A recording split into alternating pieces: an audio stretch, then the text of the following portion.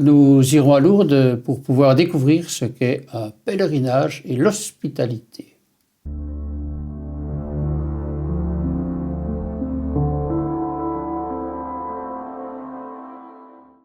Bonjour, je vous invite à nous rendre à Lourdes avec Karine et Laurent de Geter, et puis dans un deuxième temps avec Camille Denève. Karine et Laurent, nous voici pour présenter un peu le pèlerinage à Lourdes, mais enfin vous n'avez pas fait que des pèlerinages, alors peut-être s'il fallait vous présenter, qu'est-ce que vous diriez de votre itinéraire qui peut nous aider à mieux vous connaître si vous voulez? Ah, alors là, il y a 30 ans, on s'est mariés. On a 4 enfants qui sont grands maintenant. Et un des rêves que Karine m'avait partagé quand on s'est rencontrés, c'était l'expérience qu'elle avait vécue à Lourdes avec les équipes Saint-Michel. Et donc on s'était dit qu'une fois que les enfants étaient suffisamment grands, on irait en famille à Lourdes. C'est ça. Et j'ai été pris par le virus et donc on a continué. Et indépendamment de Lourdes, ta carrière, ce qui fait peut-être le chemin? Alors, j'ai travaillé dans le milieu hospitalier et puis j'ai fait un grand break et j'ai travaillé au niveau du temporel à l'archevêché de Malines-Bruxelles. Et c'est peut-être grâce à cette expérience-là que j'ai pu me dire, mais tiens, pourquoi est-ce qu'on n'irait pas, accompagnerait pas le pèlerinage diocésain de Malines-Bruxelles? C'est ça. En y donnant le sens qu'on avait envie de le donner, en offrant du temps pour l'hospitalité. Aujourd'hui, tu travailles toujours à l'archevêché? Alors, je suis revenu à mes anciens amours et je travaille aux cliniques universitaires Saint-Luc, dans l'administratif. Et voilà. Alors, Karine, un itinéraire sans doute un peu différent. Mais moi, je suis dans le monde des soins. Je suis infirmière à la base pédiatrique. Et après tout un parcours avec des enfants à la fois passés par le juge, j'ai travaillé un peu pour l'Église aussi comme responsable de la pastorale de la santé. Tu étais responsable, voilà, justement. Ouais. Oui, tout à fait. Je travaille aujourd'hui à la résidence Roi-Baudouin comme infirmière en chef. Alors Laurent disait que le déclic est venu un petit peu de toi. Oui. Qu'est-ce qui s'est passé pour que ça aille jusqu'à convaincre très facilement, j'allais dire, je ne sais pas. Laurent, quel est le chemin? J'ai 54 ans aujourd'hui et en fait j'ai fait mon premier pèlerinage à Lourdes à 12 ans, un peu par hasard. Une amie de maman était aveugle et m'avait demandé si je voulais bien l'accompagner. J'étais dans les équipes Foi et Lumière et donc assez proche aussi de Jean Vanier, du Père Roberti. Et je me suis dit finalement pourquoi pas. Et donc j'ai été conquise. Pourquoi? Il y a comme vraiment une grâce que j'ai vécue là. Ayant aussi un papa fort handicapé, je me suis rendu compte que la place du malade à Lourdes était vraiment de l'ordre de l'extraordinaire. J'étais quand même dans ma petite ville de province, un peu honteuse de ce que je vivais à la maison, je n'osais pas en parler. Et à chaque fois que je revenais de Lourdes, je me disais, mon Dieu, si je pouvais vivre avec comme ça cette humanité autour du malade, la place qu'a le malade, aussi la place du plus fragile, dans mon quotidien. C'était vraiment mon moment revigorant pour l'année. Et du coup, c'était un virus et j'avais fait un peu l'engagement, je me souviens, devant la statue de Marie, de me dire, je prends cet engagement certainement jusqu'à mon mariage.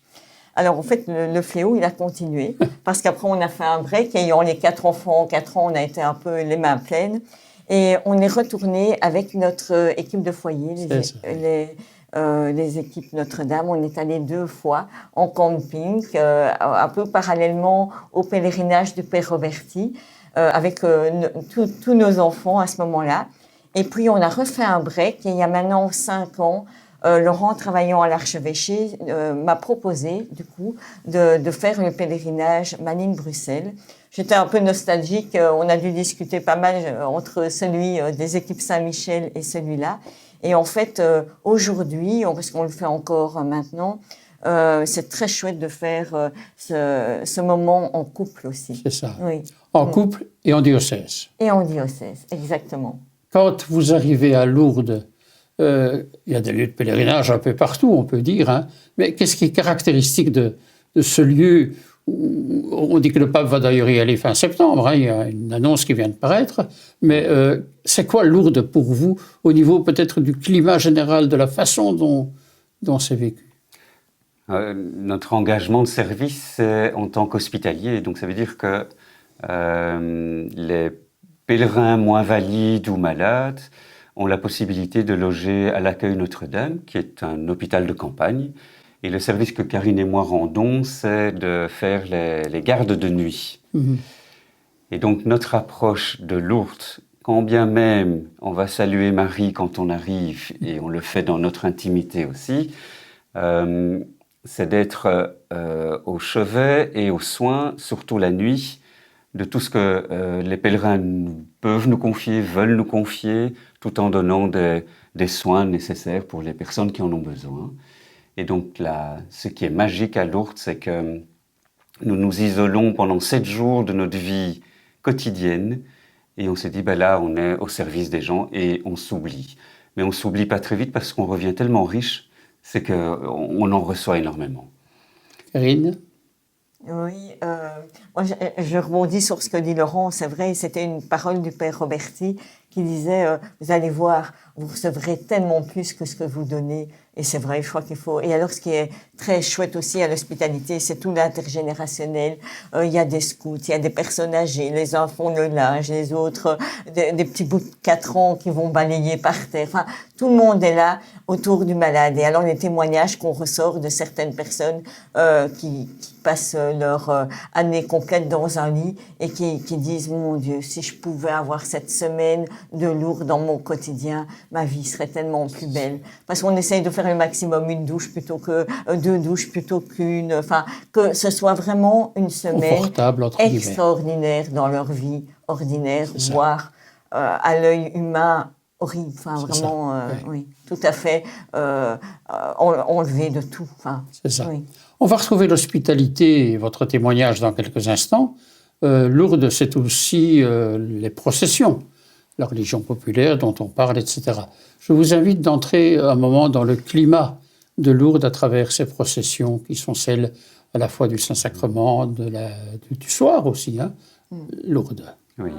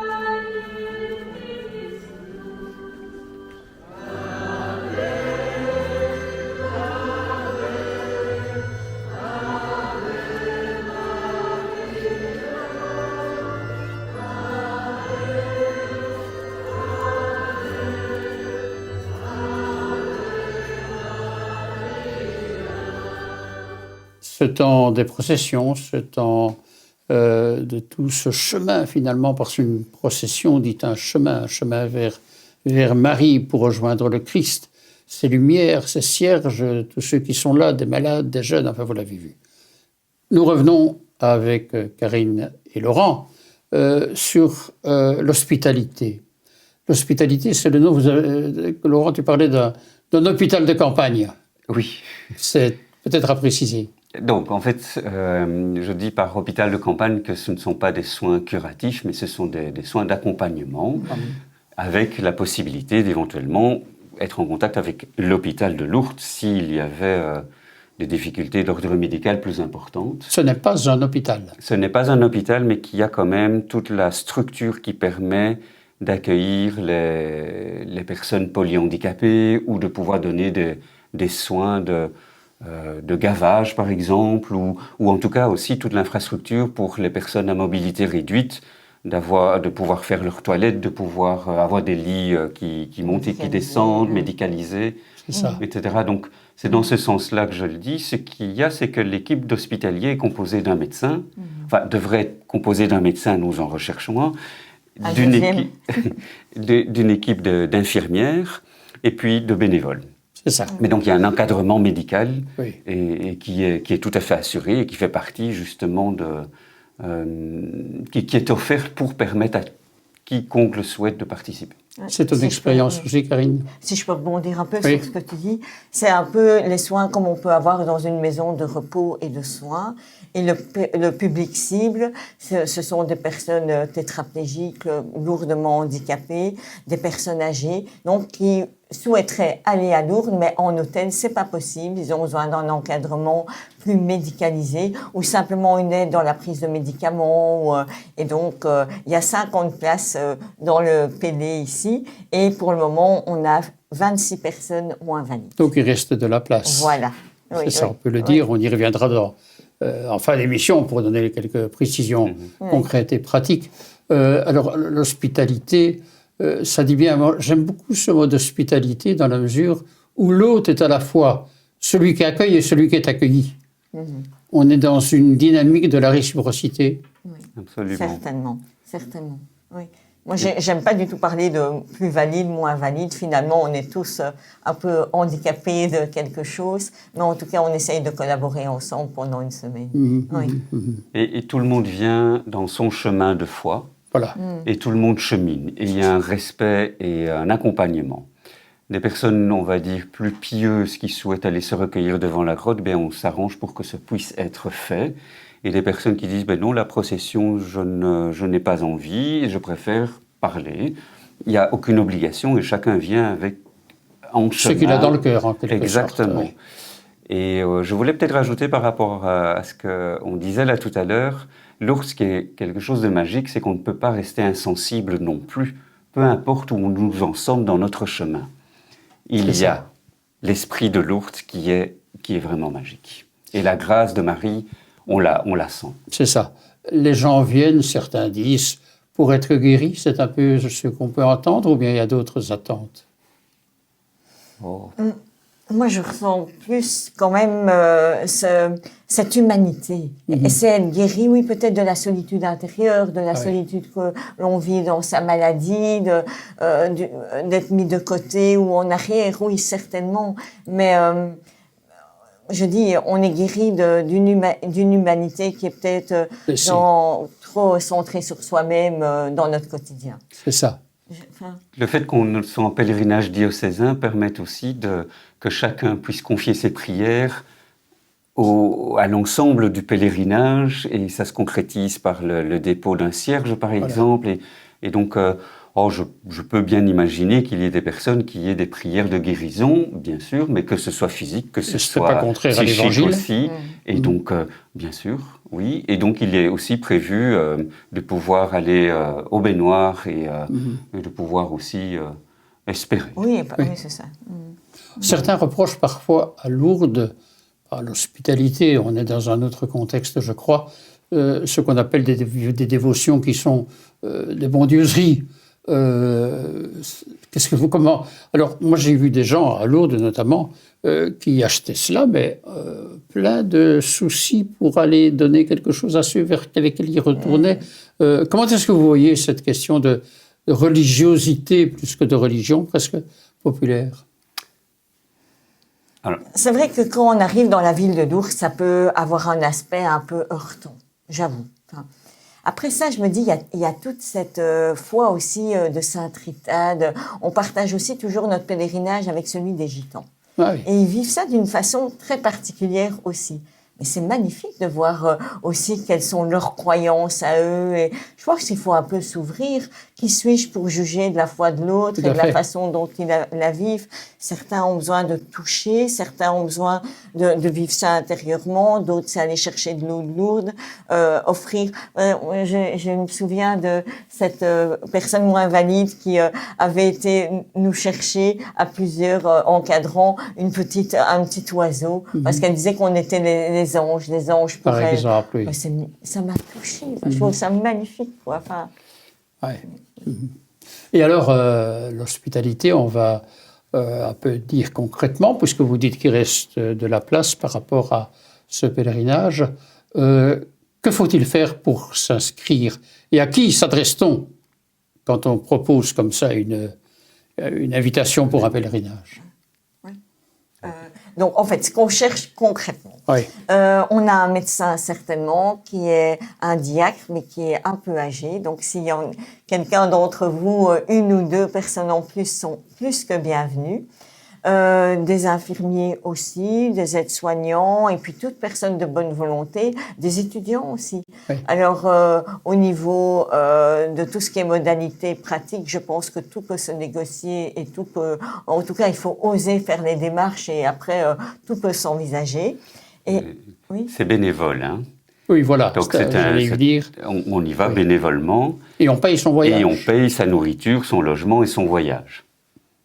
Tout est négociable, ça veut dire qu'il y a un fonds social qui peut aider les personnes qui n'ont pas les moyens, mais a priori, c'est du bénévolat et on paye son logement et son transport. Oui, c'est ça. Mais il y a différentes catégories d'hôtels. Donc ça, c'est quand même important. Et tout est très très bien pour ceux qui accompagnent. Oui, tout à fait. Ça, oui, oui. Tout à fait. Oui. Et donc, il y a moyen de cibler en fonction des budgets de chacun. Mais ça reste assez cher. C'est ça. Oui. Vous vous adressez à ceux qui donc peuvent vous accompagner en tant qu'accompagnant des personnes qui viennent. Que dire, je dirais, des autres, c'est-à-dire des personnes malades qui viennent? On s'adresse de la même façon? Oui, tout à fait. Et les conditions sont les mêmes au niveau financier? C'est légèrement moins cher quand on est à l'hôpital, mais oui, sinon, oui. Oui, tout à fait. Oui. Et tout est très bien détaillé sur le site de l'archevêché. C'est ça. Pèlerinage à Lourdes. Et après, on vous recontacte selon les besoins, s'il manque des informations. Mais donc, il y a encore de la place aujourd'hui? Certainement. Et franchement, osez, parce qu'on n'en reste vraiment pas indifférent. Alors, Lourdes, finalement, un tremplin ou une parenthèse? Une semaine? C'est un peu les deux. Oui. C'est une parenthèse indispensable. Oui. Pour soi-même, pour notre couple aussi, puisque comme on fait les gardes de nuit, on a l'occasion de beaucoup parler. Et un tremplin, ça a toujours été le cas. Mais ce n'est pas le but en soi. C'est ça. Moi, j'ai même envie de rajouter un mot, un virus aussi pour beaucoup. Oui, parce que souvent, on commence et... le but est d'être contaminé, là, ici. Oui, c'est ça. Quand on voit beaucoup, ils viennent même de génération en génération. C'est assez convaincant. C'est ça. Oui, ça bouleverse les cœurs. Est-ce qu'il y a un souvenir, une image, je ne sais pas, qui pourrait résumer quelque chose que vous avez vécu à Lourdes et que vous voudriez partager? Notre premier pèlerinage en famille, on était tous les 6, on s'approchait du sanctuaire. Et là, on avait le sentiment d'avoir été bénis et d'avoir pu concrétiser notre famille. Et on a eu un sentiment de plénitude partagé tous les 6, chacun à son âge. Et alors peut-être plus récemment, dans le cadre de notre service d'hospitalité, justement, cette personne qui avait été acheter le pins qui représente un petit ange en disant « Vous êtes les anges de mes nuits », parce qu'on s'en occupe beaucoup, mais ça suffit. Moi, il faut rien de plus. C'est ça. Ouais. Oui. Karine? Oui, aussi ces mots du père André qui avait pris un de nos André Roberti. Oui, pardon, André Roberti, qui avait pris un de nos enfants par la main et on voulait faire plus lors du Pélé avec nos 4 enfants et qui avait juste posé la main sur le bras de Laurent en disant « Vous êtes là, c'est déjà énorme, vous êtes des témoins vivants à Lourdes et on viendra bien vers vous. » Oui. Oui. Je vous invite à retrouver Lourdes. Oh, bien sûr, j'ai la conviction, je vous l'ai dit, que Lourdes, c'est à la fois toute l'Église, mais donc les malades et les jeunes ensemble, et c'est très caractéristique. Alors nous recevrons dans quelques instants Camille Denève, qui est aussi dans les pèlerinages et qui nous montrera cet aspect plus jeune des pèlerinages. Mais pour l'heure, entrons de nouveau dans cette dynamique de Lourdes, avec ses processions, avec ses chants, avec ses prières qui sont là. Je vous invite à vivre cette démarche.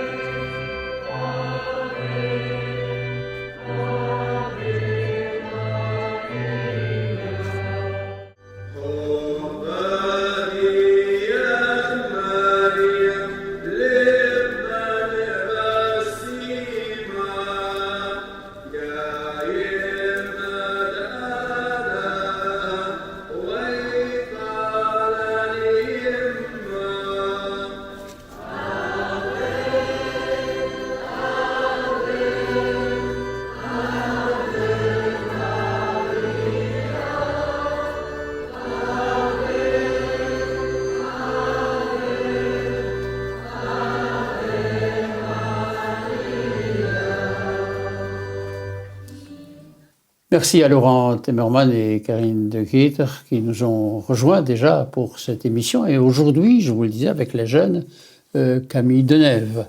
Alors, tu fais partie des équipes Saint-Michel, on a déjà fait allusion. Ouais. Est-ce que tu peux nous dire ton chemin vers Lourdes, je dirais, d'une certaine façon? Alors là, j'ai déjà fait 3 pèlerinages pour l'instant, d'affilée. Donc j'ai commencé en 2023. J'ai connu Lourdes parce que mes parents ont tous les deux aussi été avec les équipes Saint-Michel. Et puis j'avais de plus en plus d'amis autour de moi. Tu peux nous redire rapidement ce que sont les équipes Saint-Michel? Oui, alors les équipes Saint-Michel, c'est un pèlerinage qui part chaque année une semaine en août à Lourdes aussi. Et la particularité de notre pèlerinage, c'est qu'il est organisé par des jeunes et pour des jeunes aussi.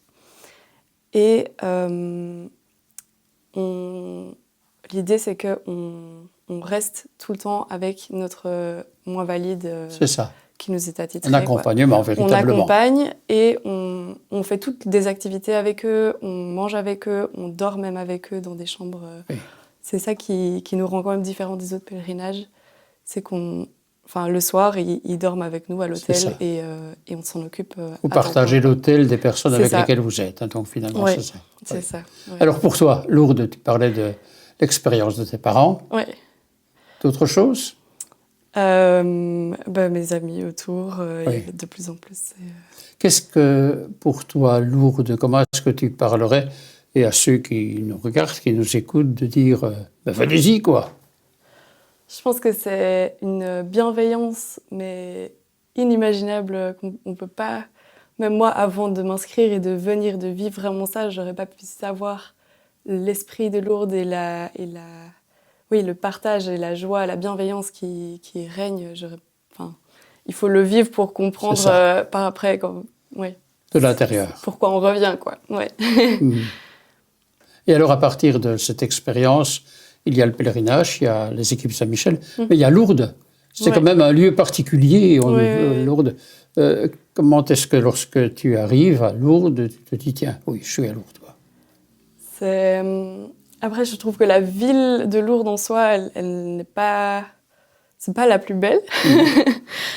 Mais c'est une fois qu'on arrive au sanctuaire, qu'on va dire bonjour à la grotte, qu'on va voir Marie, qu'on va tous en groupe aussi. Je pense que moi, ce qui me porte beaucoup, c'est le pélé des équipes Saint-Michel avec le groupe, avec tous les gens avec qui on est, et qu'on y soit tous ensemble et qu'on s'entraide, qu'on se tire, qu'on s'emmène tous.